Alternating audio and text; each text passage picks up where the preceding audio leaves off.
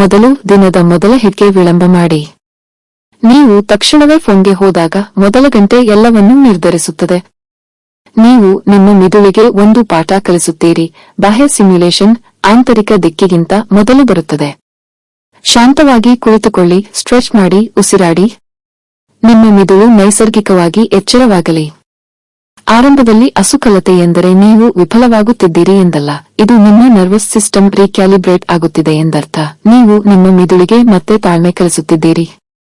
ಎರಡನೆಯದು, ಉದ್ದೇಶಪೂರ್ವಕವಾಗಿ ಬೋರ್ಡಮ್ ಆರಿಸಿಕೊಳ್ಳಿ. ಬೋರ್ಡಮ್ ಶತ್ರುವಲ್ಲ, ಇದು ದ್ವಾರ.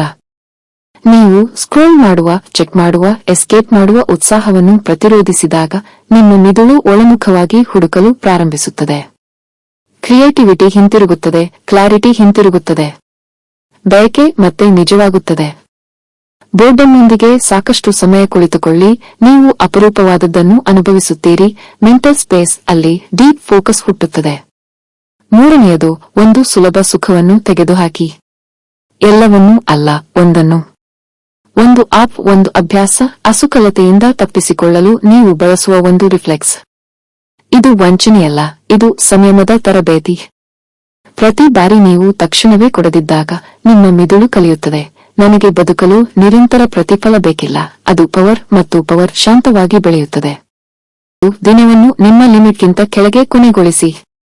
ನಿಮ್ಮನ್ನು ಸಂಪೂರ್ಣವಾಗಿ ಡ್ರೈನ್ ಮಾಡಿಕೊಳ್ಳಬೇಡಿ. ಎಕ್ಸಾಷನ್ಗಿಂತ ಮೊದಲು ನಿಲ್ಲಿ.